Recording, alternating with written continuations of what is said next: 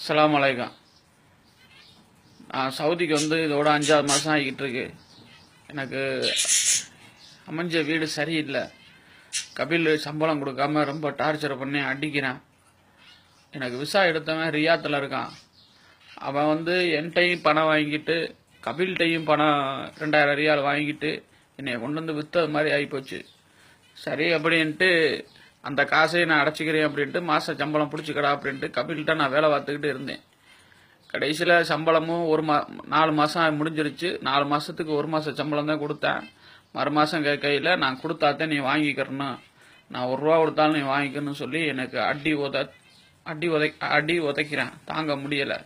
ரொம்ப மனவேதனையில் இருக்கேன். நண்பர்கள் அனைவரும் இதை வாட்ஸ்அப்பில் எல்லாம் ஃபார்வர்ட் பண்ணி எனக்கு உதவி செய்கிறதுக்கு ஏதாவது ஒரு வழி இருந்தால் தேடுங்க. நான் எம்பசிக்கு போகணும் அப்படின்னா கூட எனக்கு வழி இல்லை. 1 ரூபா காசு இல்லை, சாப்பாடு கூட வழி இல்லை. அக்கம் பக்கத்தில் கிட்ட சாப்பாடை வாங்கி பிச்சை வாங்கி சாப்பிட்டு அந்த மாதிரி தான் ஓட்டிக்கிட்டு இருந்தேன். நான் இருக்கிறது சவுதி பார்டரில். நான் இங்கேருந்து சிட்டிக்கு போகணும்னா 500-600 கிலோமீட்ரு. என் கையில் எந்த ஒரு ப்ரூஃபும் இல்லை. பாஸ்போர்ட்டு காப்பி மட்டும்தான் இருக்குது. ரொம்ப வேதனைப்பட்டு வெந்து கஷ்டப்பட்டுக்கிட்டு இருக்கேன். எனக்கு உதவி செஞ்சு யாரும் காப்பாற்றுறதுக்கு வழி இருந்தால் அல்லாவுக்காக எனக்கு காப்பாற்றுறதுக்கு வழி பண்ணுங்கள். இன்ஷா அல்லாஹ் எல்லாரும் துபா செய்யுங்க. ஓகே, அஸ்ஸலாமு அலைக்கும்.